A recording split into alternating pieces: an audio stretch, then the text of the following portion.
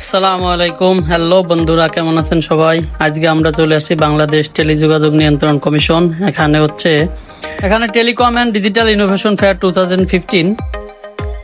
এখানে আমরা যে দেখব বাংলাদেশে বর্তমান যে স্যাটেলাইট প্লাস স্টারলিংকের যে নেটওয়ার্ক, এগুলো সম্পর্কে বিভিন্ন ধরনের এখানে কোম্পানি আসছে, তাদের যে নতুন নতুন উদ্ভাবন, এগুলো আমরা দেখার জন্য আজকে যাচ্ছি। চলেন শুরু করি ইনশাল্লাহ।